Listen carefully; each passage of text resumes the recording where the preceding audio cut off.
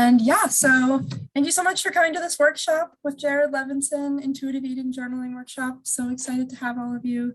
I'm really quickly just going to introduce myself. I'm going to introduce Jared, and then I'm going to describe what our talk is about, and I'm going to pass it over to our wonderful speaker. So some of you know me, some of you don't. My name's Elena. I use she, her pronouns. I'm a sophomore at Pitzer, and I got into intuitive eating kind of over COVID, all throughout high school. And when I was a kid and stuff, I was really fortunate to have like a pretty normal, not that there's normal, but like, an okay relationship with food and exercise and stuff like that. And over COVID, things kind of got a little bit funky for me, and that made me want to learn more about people's relationships with eating and with food. And I learned about this wonderful thing called diet culture, which I'm sure you've heard me talk about before if you've been to any of these talks. And Jared can provide a better description of it than I can. But basically that got me into the framework of intuitive eating, which is a framework around eating, which is about, taking care of yourself and kind of eschewing narratives about how you should be eating or what food should do or what a body should look like, etc. So I'm really, really excited that Pitzer has helped me, provide resources to share knowledge of intuitive eating with the Pitzer community. And so, yeah, I'm just going to introduce our speaker now. So this is Jared Levinson. Thank you so much for joining us, Jared.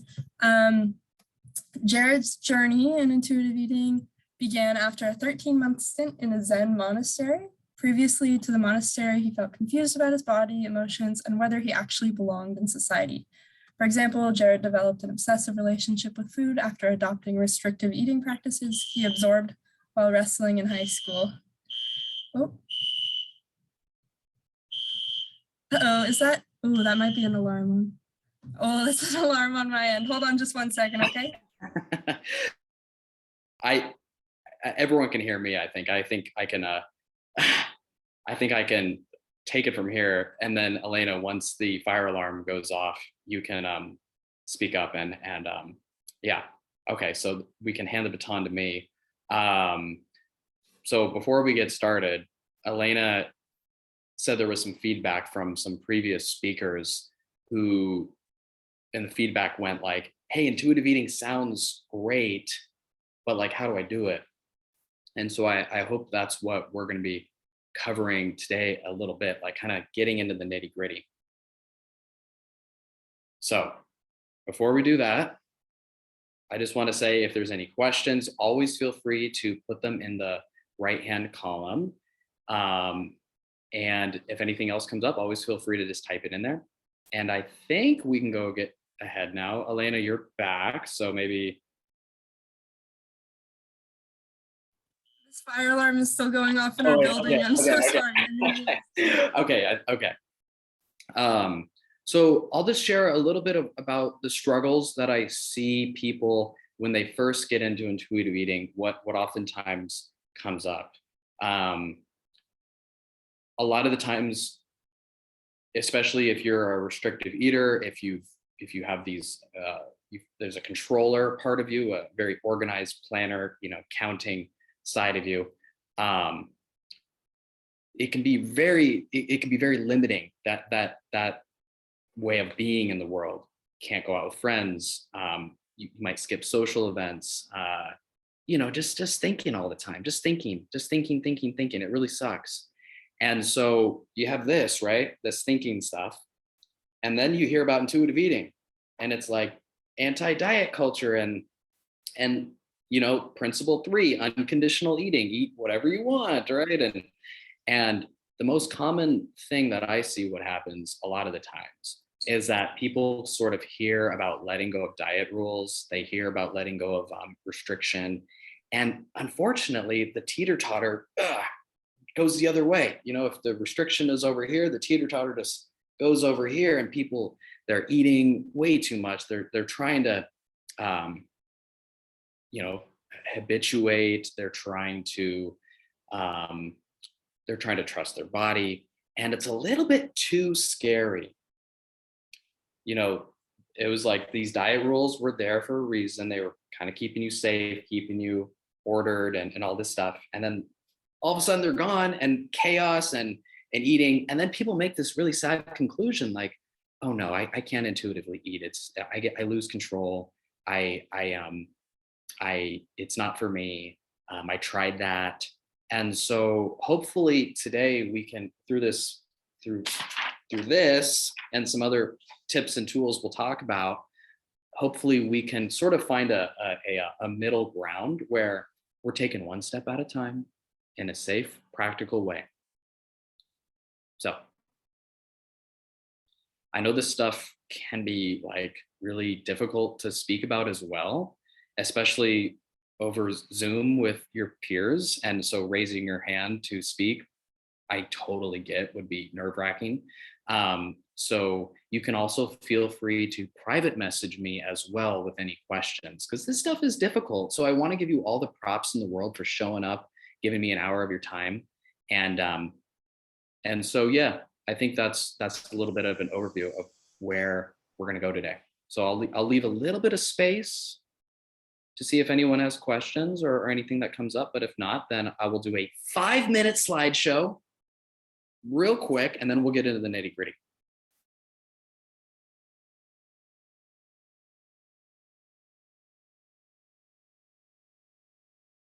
Someone gave me a thumbs up. Okay.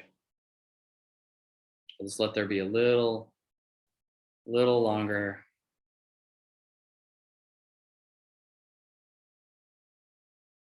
Okay, I think we're set.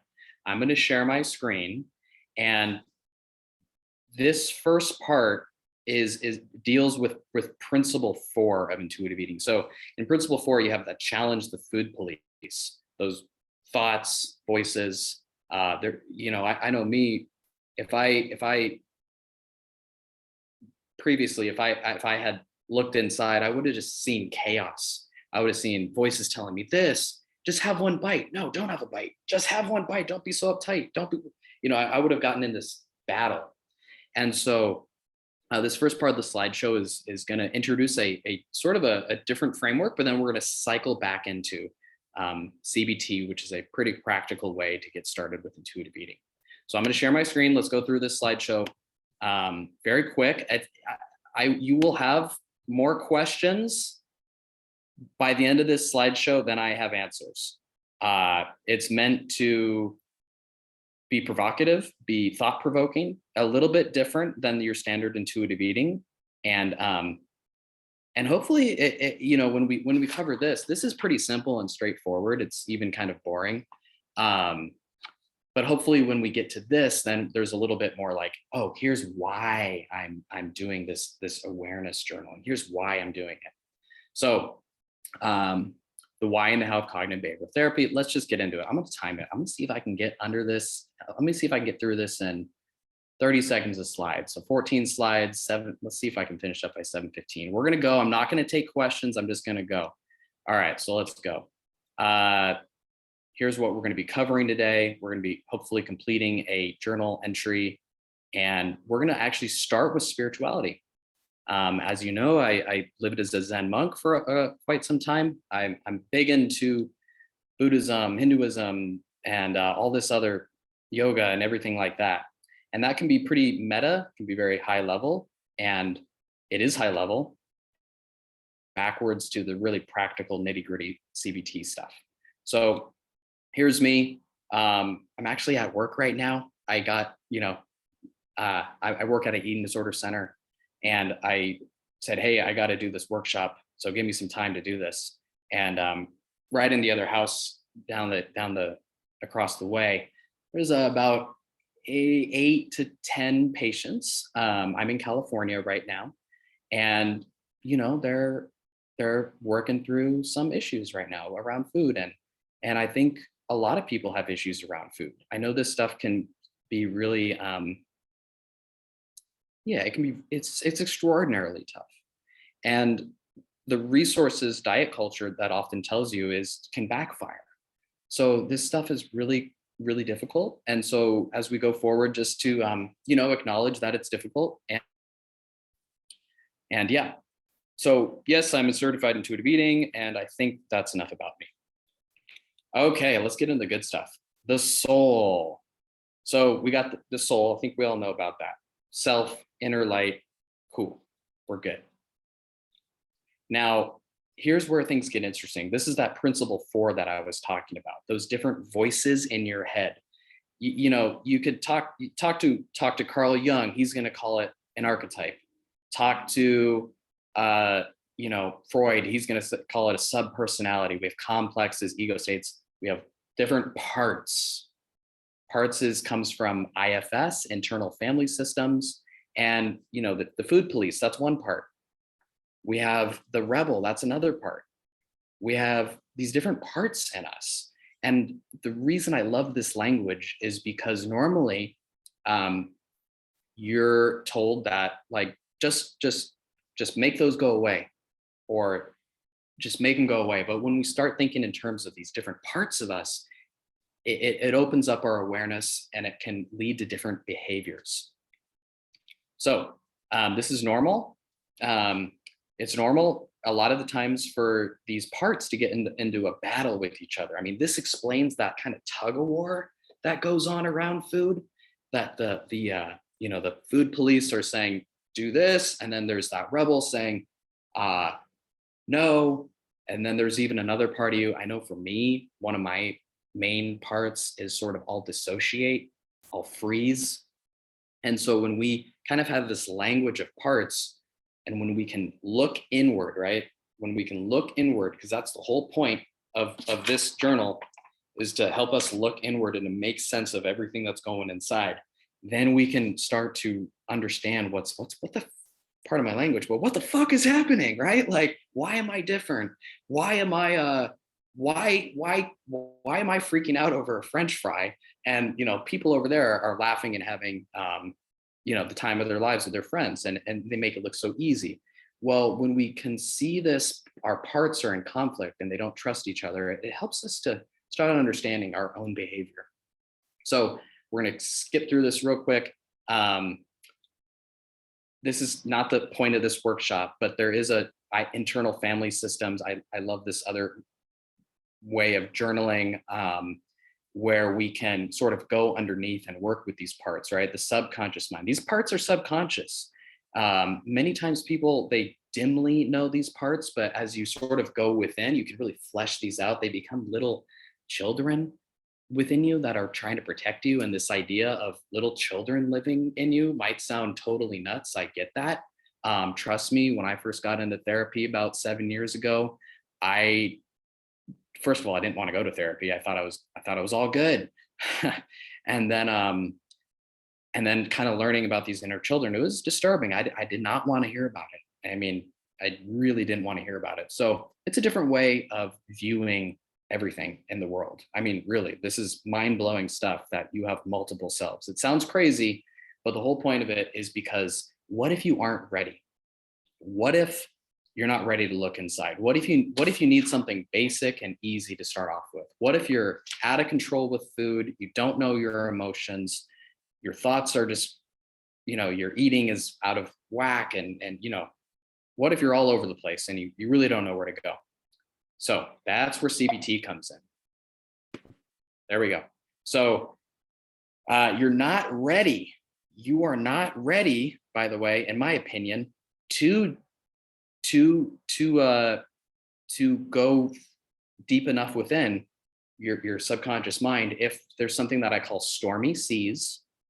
So stormy seas, chaotic eating, you're restricting most of the day and then you just go crazy at night, or there's 1,000 different ways chaotic eating looks like, but your hormones are out of whack. The brain is just, you're twisted around food. It's a mess. So that's one thing. When the bottom of this pyramid, the physiological needs are not met. Okay. So if you're all over the place, now's not the time to practice principle 3 of intuitive eating, right? Unconditional eating, when you're all over the place, it doesn't work that way. Okay. So can't see the inner world. So these are kind of the same thing. I know for me, I would always think about how I felt. Growing up, I had sort of autistic parents. They were good parents. I never was abused, but I did find out later on that neglect was a form of abuse.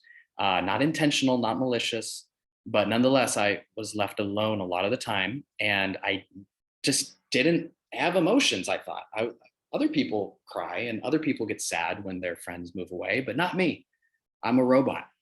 That was sort of my, the first 20 or so years of my life, just frozen, kind of blank. I could not feel my body. I said I had a hole in my heart.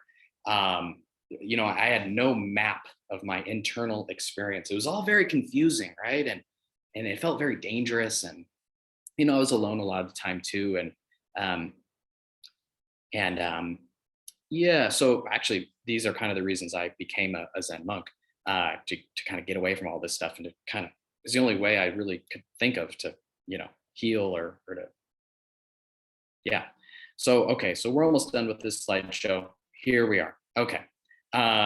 So calm the stormy seas. So this is where CBT comes in. Very practical, very grounded, very simple, and we'll get into this. So meet physiological needs, right? As the sea calms, right? You got that stormy, cloudy sea. You're all over the place, but hopefully with journaling, it can calm down a bit. I'm not saying totally calm. Don't get me wrong. I'm not saying totally calm, but hopefully this simple practice of journaling can give you a simple structure, kind of like a life jacket. If you're drowning, then hopefully this little journaling practice can give you something to cling on. Maybe this stuff about parts and personalities, it's just like flying over your head. That's not what you need right now. You're not ready for that. And maybe some of you are, but the message that I'm giving today is more speaking to the people that are more chaotic and really want something practical. So the simple guideline is write with awareness right before you eat, and we'll get into that. We can discuss that because we're almost done with the slideshow, and we're going to have a conversation to fill up this hour. Okay, so I can't just go on for an hour. This is, but anyways, so we'll talk about this guideline. This is a real client of mine, by the way, and you can see he's writing with awareness right before he ate. So I'm going to go on to the next slide. Oops. So he's writing his thoughts.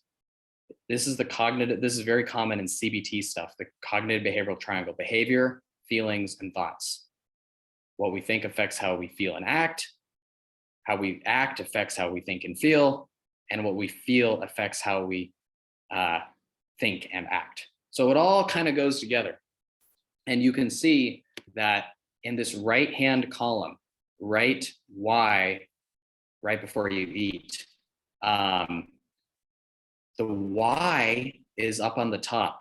The thoughts you're having, the emotions in your body, the bodily, and sort of the behavior. Why are you eating? And sort of this simple practice. This is a simple practice. It's tough. Don't get me wrong. It can bring up stuff for people. Don't get me wrong. Like a lot of the times what I hear people say is, "Hey, I've tried a variation of this and it didn't work and I quit," or "I know that journaling is good for me, but I also know that I'll only journal for a few weeks, and so why journal at all?" Don't get me wrong, like stuff comes up around this, but the beauty of this sort of model is that you're practicing writing, and when you write, oh my God, writing your emotions out, writing your thoughts out, that's the quickest way. I mean, 100 times quicker than my route. I had to meditate for God knows how long to finally get inside my body and to feel stuff. If I had just been writing my emotions out, if I had been writing my bodily sensations or something, about writing about your inner world. I think we've all know that narrative therapy, journaling, it's very beneficial. We all know it's good for us, right? So benefits, it builds those awareness muscles, those emotional muscles inside of yourself. Writing your emotions helps you process them. It helps you pause. Writing your thoughts helps release them. I had one lady who said, journaling my thoughts out, well, then I'd think I was crazy. Like, I don't want to see my thoughts. And like, yeah, it's a little bit uncomfortable. To journal out your feelings and to see this shit on paper. It is a little bit uncomfortable. But damn, I think it feels good too. Like, hopefully as you're journaling, the intention behind journaling is to process, to calm down, oh shit, okay, that's what I'm feeling. I know for me, it was always sort of a relief, like, okay, that's what I'm feeling. Like it kind of can settle you a little bit. Remember those stormy seas? Hopefully journaling is kind of settling. Okay. And then finally, we'll get into this other stuff, but journaling with awareness helps you become accountable. So when you journal, here's like three tangible outcomes. If we're talking about calming the stormy seas, right? Here are some tangible outcomes that you'll be able to see if you're journaling, right? So when you journal regularly, you'll be able to see if you're eating regularly. If you're new to eating treatment, if you're new to eating recovery, eating regularly is like a huge part of it. At the Eating Disorder Center, it's all about eating regularly. It's when you eat regularly, you don't get ravenous hunger. Your body and mood are more stable. And don't get me wrong, I know it's hard to eat regularly. I know that these parts in the brain can be very confused about it. But anyways, when you are journaling and you see, like I remember binging and then looking at my journal entries that day and being like, oh shit, I journaled breakfast. And that was it. Well, no wonder I had so much to eat. It's 8 o'clock at night. I'm freaking hungry. No wonder. And the beauty of this is that instead of me telling you to eat more regularly, instead of the doctor or nutritionist or whoever, instead of someone else outside of you telling you to eat more regularly, you see it for yourself. You are studying your own eating patterns. You are noticing, like if you draw your eyes to the right-hand column on the screen with this past client, you're noticing what you're feeling before you eat. You're noticing what's going on. And this type of awareness, it grows. It's like you're doing a puzzle. You're putting the puzzle pieces together. Like this guy, I have a little headache. I feel insecure. I want something sweet. I'm looking at 110 living room. This guy writes, I have a headache. I want something sweet. I'm not hungry. Why does he want it? The sweet will make me feel safe. And guess what? Guess what he ate? He didn't have nothing. So oftentimes when you journal and you start to see, wow, I'm not really hungry. In fact, I'm insecure. It's a hard truth to face, but hey, if we want to heal, if we want to really become human beings, we got to face our shit. All right. So this is uncomfortable stuff. I get it. But, facing it is the way to go 100%. And oftentimes we don't face it. Don't get me wrong. It happens. We aren't perfect, and we make our feelings go away with food. We make our feelings go away with food, or we try to make them go away with being perfect. So, finally, the last thing, you can track sort of how you feel around food. We want to be tracking your level of contentment, making sure that journaling, you can see kind of your level of satiety. So I think that's about it for the slideshow. I told you this would be quick. Oh, perfect. I'm right at, oh wow, this went way longer than I went to, but not too long. So anyways, journaling number 1, that's CBT. When you journal with awareness, when you journal your thoughts, your feelings, your moods, bodily sensations, why, when you journal before you eat, over a few weeks, you get this mental map. You get awareness of your eating patterns, and then you become much more stable. You become much more mindful, and that's when you're really starting to get ready to intuitively eat. Instead of kind of, you're not blind anymore. You're seeing this stuff, and then maybe you're better prepared to work with the food police. Then maybe you're better prepared to cope with your emotions, principle 7 of intuitive eating. Then maybe you're better prepared to know the triggers that can sort of trigger you into automatic eating. You have awareness of this, so you can cope with your emotions better. You're tracking your hunger. That's honor your hunger of principle 2, right? That's principle 2 of intuitive eating. You're prepared. Principle 4 of intuitive eating, where you finally have mindfulness of your inner psychology. You're starting to track your fullness, right? Respect your fullness. principle number 5. And you're also looking at what you're eating. So gentle nutrition, principle number 10. So journaling in this way, it gives you a foundation. It gives you a foundation to intuitively eat. Like, we're looking at what to actually do, right? Well, here's what you actually do. You write with awareness right before you eat. Like, and I know that can be complex. I know that can bring up anxiety and perfectionism. Am I doing it right? And I know it can bring up other stuff, but at least we have a starting point. So with that being said, I'm going to, I think, end the slideshow. Yeah, Eating Enlightenment, that's my website. Blah, blah, blah. Okay, that's it. So stop share. And so I told you you would have more questions than I would have answers, or I told you this thing would bring up questions.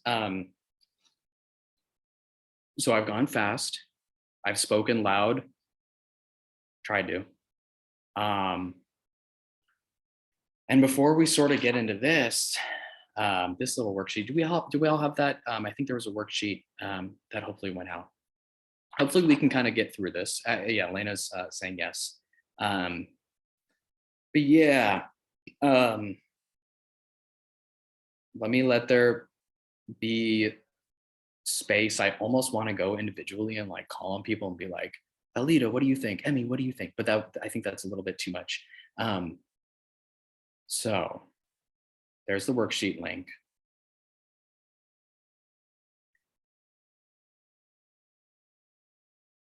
Maybe I can just ask, I don't know. So do you guys know how to do thumbs up on your thing? Okay, cool. Yeah, all right. So let me just, I can't see everyone. I wonder if I can see everyone. View gallery. Okay, cool. All right, cool. So this is how we'll be interactive. Okay, I got a question. It was a direct message. Do you recommend journaling immediately before you eat when you can see the food you are about to eat, or before you prepare the food? I got another one. Do you have any suggestions for mindful eating in a college environment where you're eating in a dining hall? Great question. And constantly eating around people. It's very social. Yeah, that one's a good one too. So yeah, thanks for asking questions. Going to keep it anonymous, obviously, but let's just go through these. Kind of my gut feeling. I'll try to not ramble and just get to it. And then I can bring up other stuff too that normally comes up for people, like why journal if I'm going to quit anyways. Okay, so do you recommend journaling immediately before you eat? Yes, trust me. I mean, if you journal before you eat, this is sort of a little experiment, but you can do it pretty easily. You might binge. I usually work with binge eating. I do less with the anorexia side of things. But yeah, if you journal before you eat, there's something. So we got that animal brain, right? We got that animal brain. Got that animal brain. It's hungry. It's stressed out. It thinks that something is dangerous. And there's that part of you that just like goes to food, right? This is a young part of you.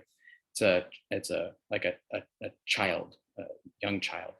And so this very animal part of you, when you have a simple guideline to journal before you eat, it's simple enough to kind of actually sink in,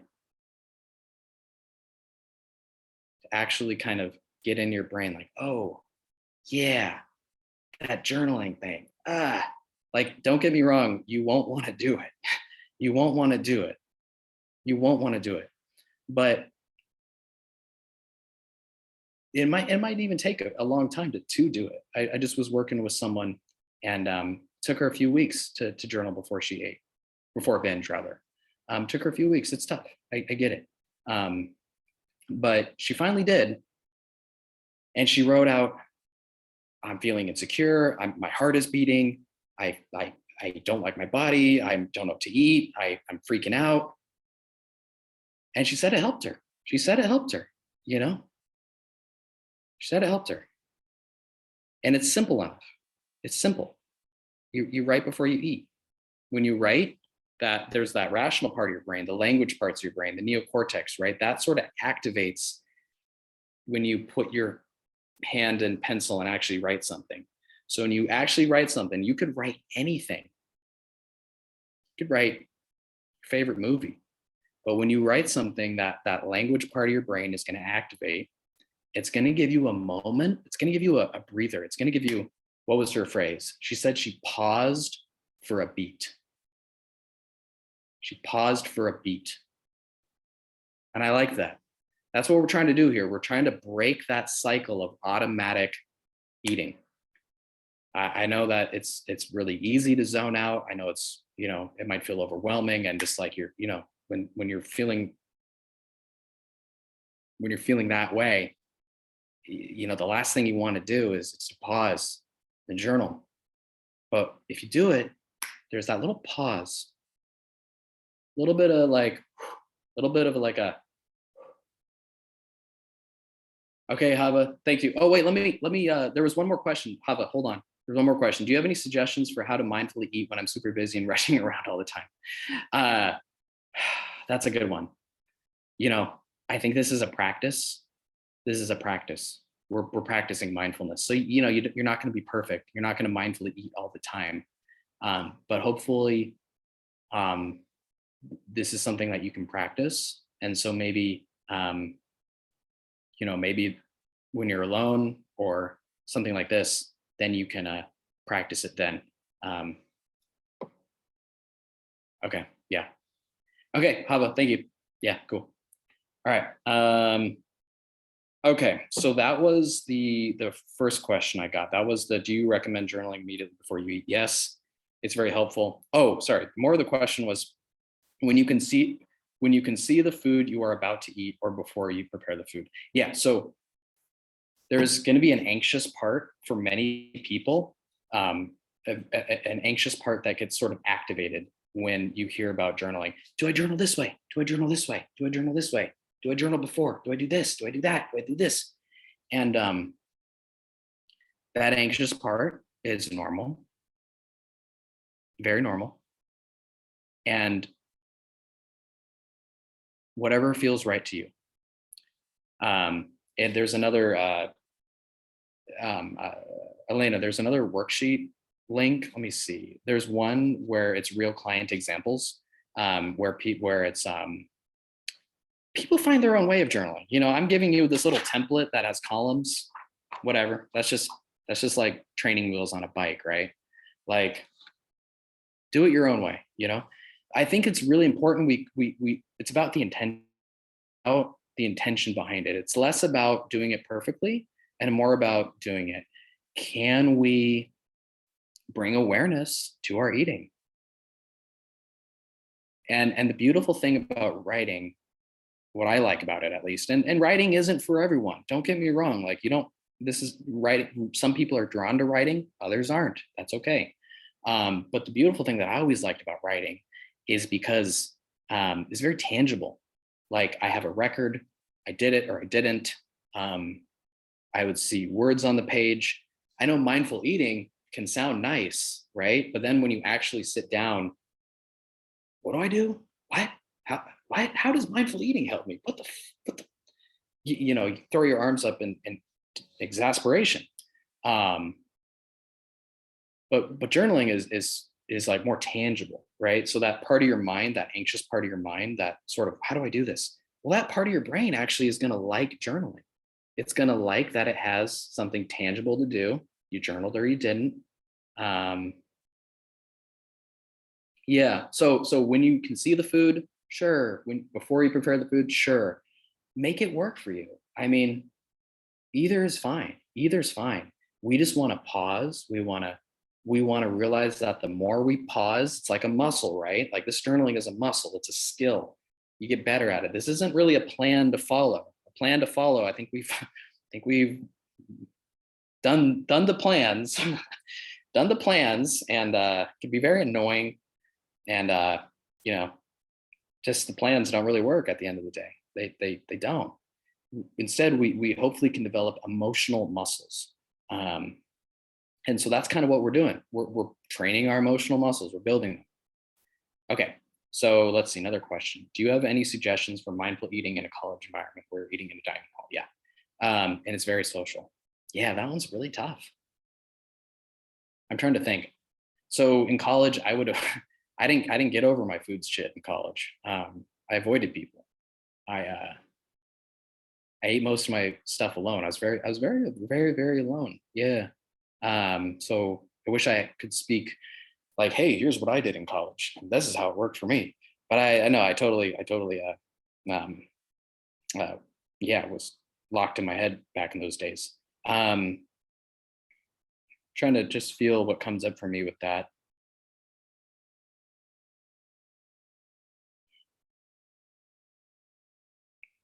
I'm not sure I have an answer. It's difficult. It's difficult. I don't know if you really can be mindful, like super mindful, in the college environment with when you're eating with people. It's tough. It's tough. Wish I had a better answer, but that's what's kind of coming up for me. It's tough not to give up though, because we come back to the intention, right? I'm kind of feeling out the answer as I speak. But when you journal, I mean, so journaling is like hopefully the skills you learn from journaling carry over no matter what eating situation you're in. When you journal, you're feeling your feelings, right? You notice your breath. Now, journaling gives you a concrete thing where you write it down, right? Okay, my breathing is quick. You write that down. Whatever, my heart is beating. But you don't have to journal. You're not going to journal every time before you eat, right? So hopefully it's sort of a, yeah, the training wheels or whatever. It gives you a framework to practice, gives you a framework to kind of bite into. Okay, I got to pause before I eat. Got to just check in. Got to maybe notice if there's tension in the body, right? Can I relax my shoulders? Can I take an inhale? This can be done no matter what. And that's sort of the lesson of journaling, that you can do this. So that's what's coming up for me. Okay, those were the questions I got. Feel free to send more direct messages. Yeah, okay, all right. I like how we're sharing from our experience. This is good. Cool. Thank you, Annabelle. Not everyone is always down for this, but one thing that can help for me is setting an intention for a meal aloud with the people around me and asking them to do the same. Yeah, yeah. I mean, and then again, with but sharing the experience. I love it. And Aurora raised a hand. Hi, yeah. I would love for you to share more about your experience um at the monastery and like how that experience like impacted your relationship with food. Yeah, cool.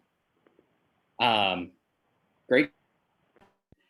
So up the monastery, it's called Tasahara. It's in California. If you can go there, great. You have to spend a month, but so I would go there, and I went for about a month my junior year, and you work there for free, and you live with these monks, right? So it's a work exchange for room and bed for work, and the work is mindful. There's a schedule you follow, and so it's up in the mountains. There's no electricity, and what I found really helpful. This is sort of the same thing you're going to hear me say again and again. We need a strong foundation. We need a foundation before we can sort of, these parts and the children and blah blah blah. That's not where most people are at. We need a strong foundation, and so for me, I developed this strong foundation. I went into the monastery. Well, I weighed about 130 pounds, which isn't too light, so this might sound alarming for people, but for me, I was very malnourished. My rib cage was kind of showing, and now I'm heavier, but I feel great. Like my body is now at my natural weight.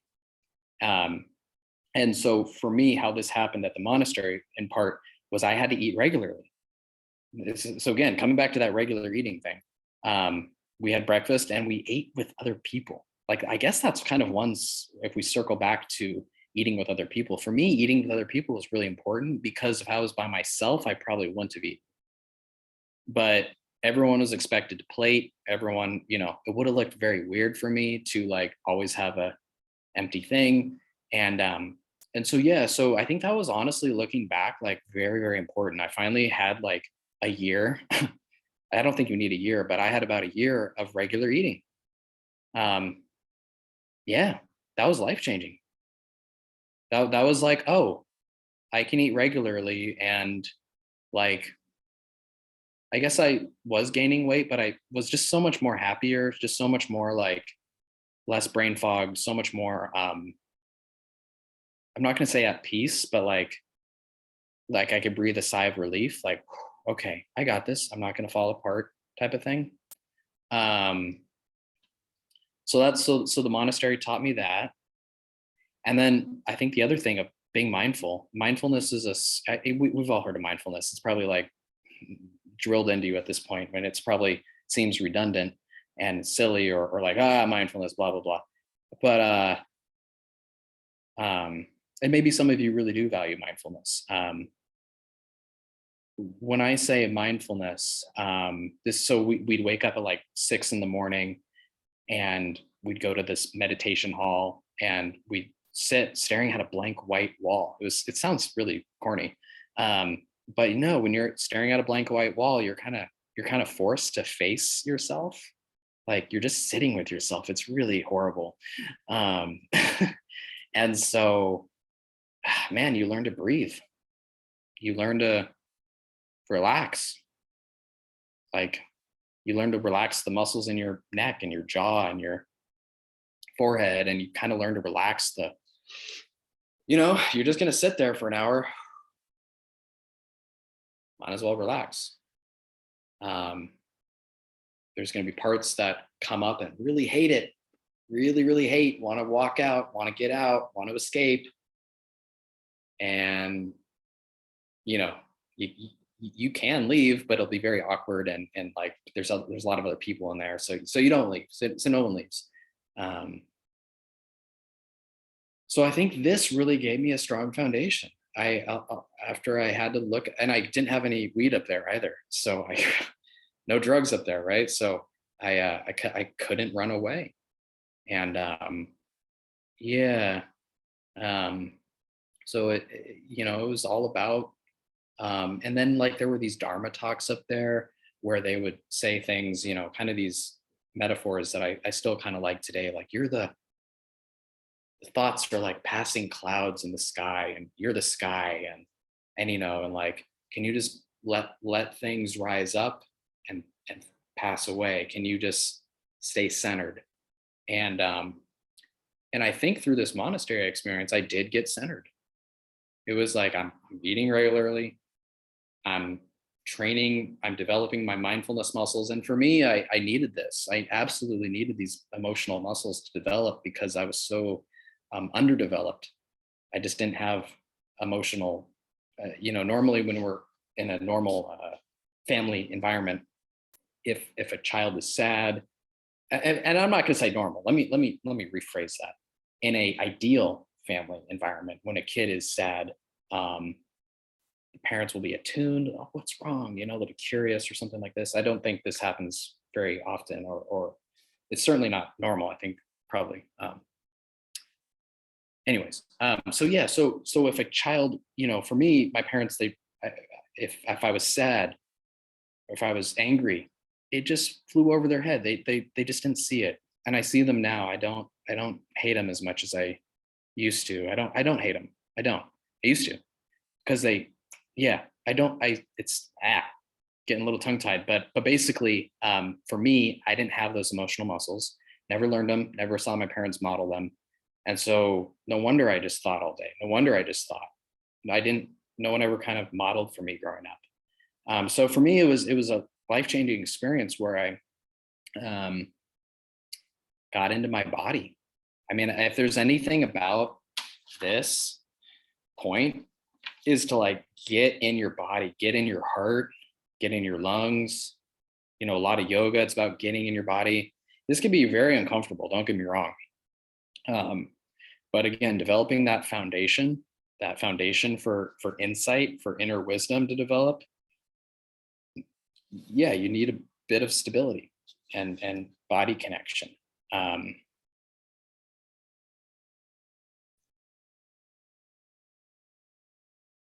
Yeah, so that's a great question. I can go on about it, like meditation. Um, let me address two other common questions that come up around journaling. I'll circle back to them around the the why, like I'm gonna quit journaling because I quit everything, or I already know I should journal, but I don't. I already know I should journal, but I don't. Um, and so kind of just handling those, that's why I started off this presentation the way I did with the soul and the spirit. I want you guys to believe that you all have a soul, a light within you. This is what all religions teach. There's a part of you that is whole, and it's kind of like the sun that's covered up by clouds. It's there. Maybe you can't see it, but it's there. And so this right here, this is not the answer. Don't get me wrong. This is not the answer. This is like, again, stage one or whatever. This is getting you stable. This is that life jacket. You're not out of the ocean. You're not out of the stormy seas, but you got a life jacket with this. And this inner looking, this ability to look inwards in a clear, calm manner. Looking inwards for me, you know, I think you do figure out. I mean, don't get me wrong, man. It's a journey of a lifetime. It's not like you figure out all the answers at once. I'm still figuring it out. But by looking inwards, you start to discern. You start to see, oh, that's my soul, or that's my awareness with a capital S. Like, oh, that's more of who I am. I'm not those thoughts. You start to shift your identity. You start to see like, oh, those are thoughts. I'm having these thoughts, but I'm not those thoughts. I'm the one seeing those thoughts. And this parts work too. I'll just kind of circle back to those parts work. I mean, learning for me that I could talk to my emotions, and if I was quiet, that they would talk back to me. Like what? Like literally, like that's another method of journaling. I'm not going to cover that today, but like, yeah, your emotions are people. they're you have multiple people in you. Like, I know that sounds crazy, but like getting in touch with these beings in you and understanding them as real freaking people with needs, motivations, they're trying to protect you and so forth. Basically, this is way different. This isn't this isn't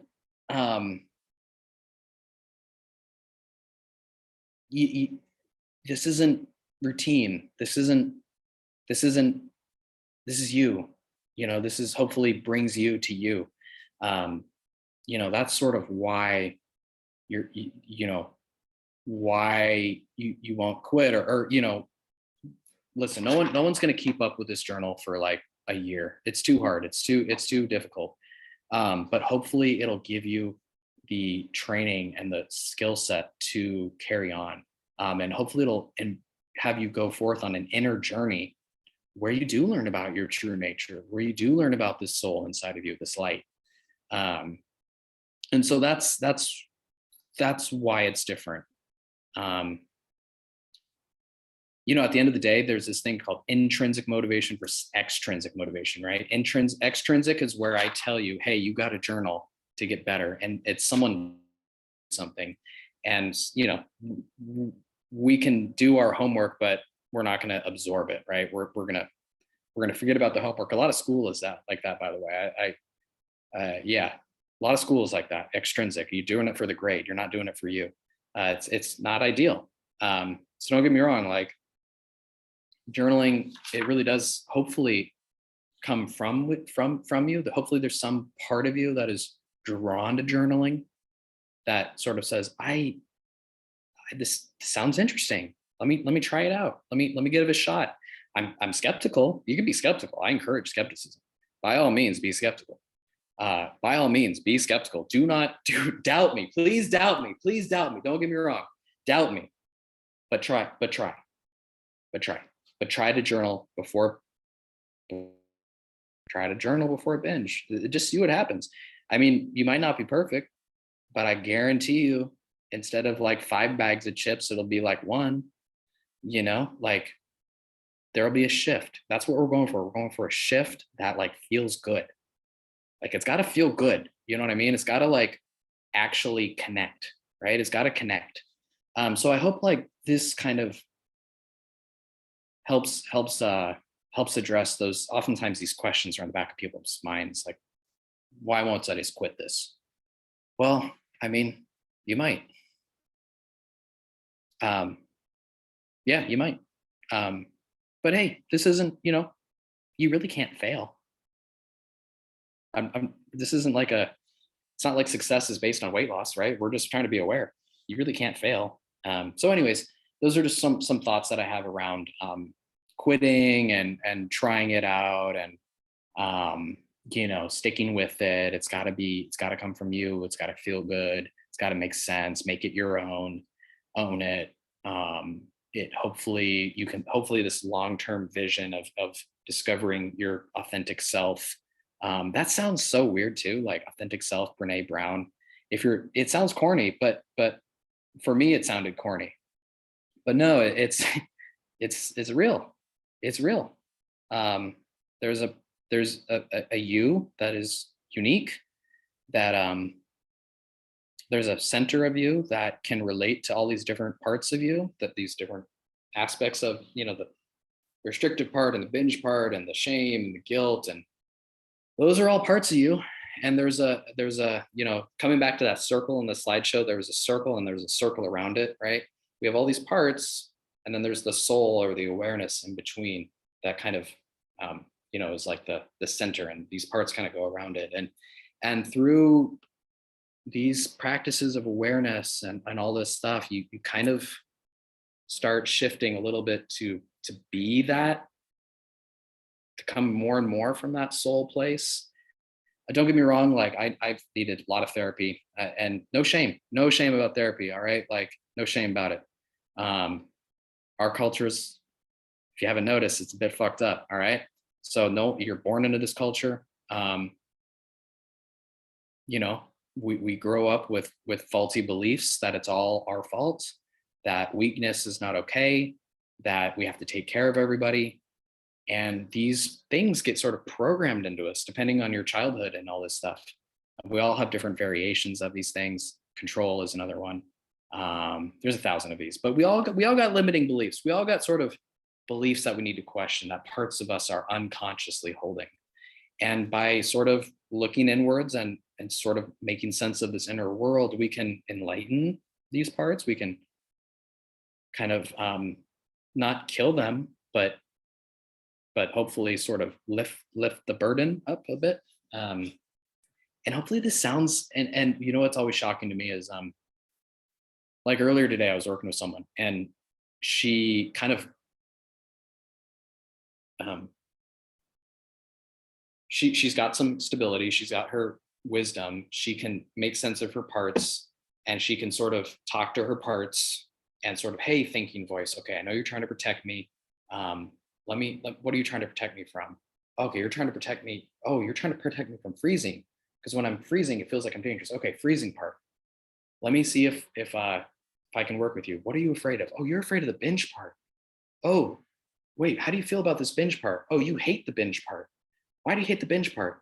Because it makes you feel out of control. Oh, binge part. Why are you out of control? Oh, you're trying to help me feel better. You're trying to protect me. You're afraid of this vulnerability and this pain. You're trying to stuff my feelings down with food. Oh, hey, freezing part and binge part. Can you guys see that we're all trying to help each other? And then she is the one talking to these parts. She's the one, she's coming from her soul. She's coming from her soul. She's saying, you know what I mean? Like she's in the center. She's looking at these parts, and she's, when you're in soul, you're compassionate. When you're in soul, you're curious. When you're in soul, you have the right thing to say. So she's able to say the right thing to these parts. And then they sort of, I give this analogy like two sailors. Oftentimes when parts aren't aware of each other, it's like two sailors and they're leaning outside the boat and they don't trust each other. It's like the restriction and the binge, right? Like the restriction needs to lean even further into restriction because it's even binge. Okay, someone's got to go, but see you. So anyways, and then the binge doesn't like the control of the sailor, so it's of the restriction. So it's got to binge even more to stand up for itself and to give you a voice and to have a spine or whatever. Something like this. There's some sort of polarization.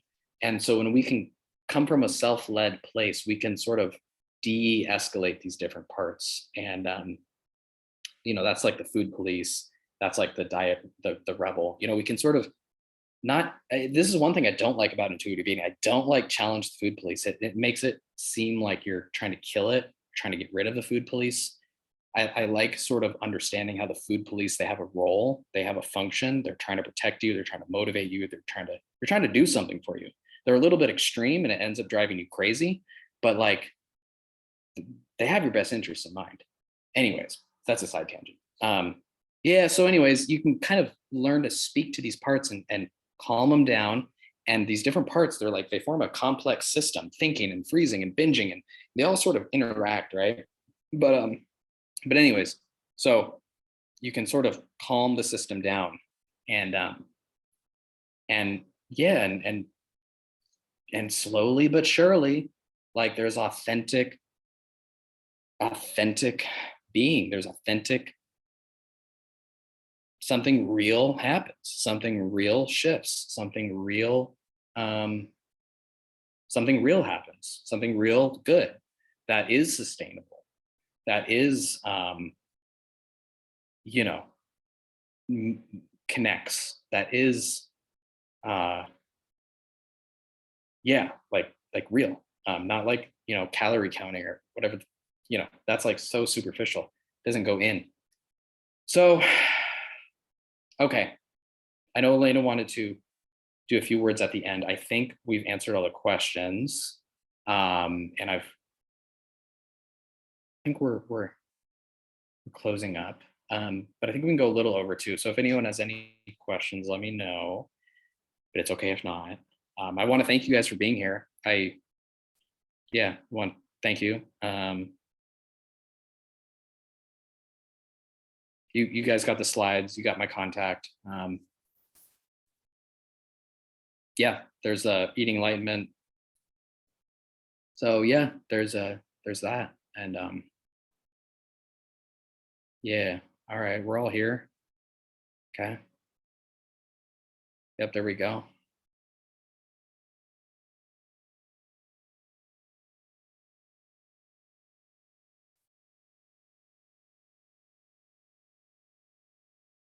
Cool.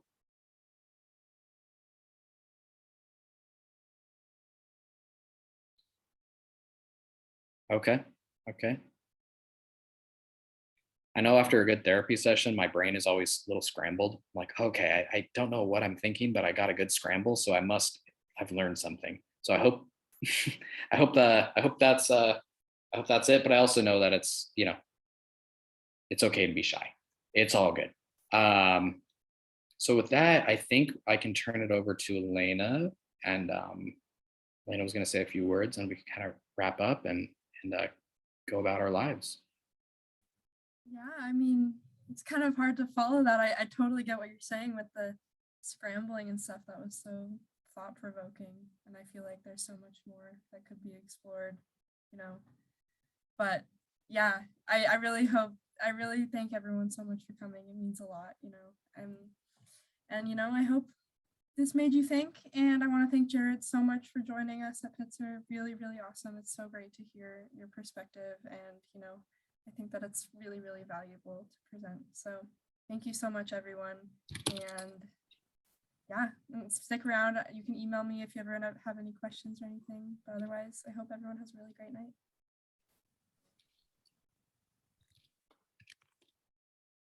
Cool. All right, guys. Namaste. Okay, awesome. Yay. Thank you so much. That was really, really, that was so great. It was really cool. Really awesome. Comes from the heart, right? Comes from the heart. So hopefully. Yeah, no, like I feel kind of like I need to process all of that, That was yeah. It's a different way of seeing it all.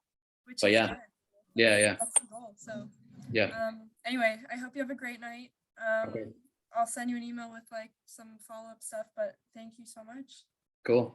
Glad I make it happen. Yeah. Okay. Hey, and thank you too, again, like the work you've put in initiating it. I think initiation, getting the ball rolling, speaks a lot to your character. So, that's a skill, so, or a strength of yours. So lean into that. Good luck on your journey. And, Thank you so much. You as well. feel free to reach out. Okay. All right. Bye. Bye-bye.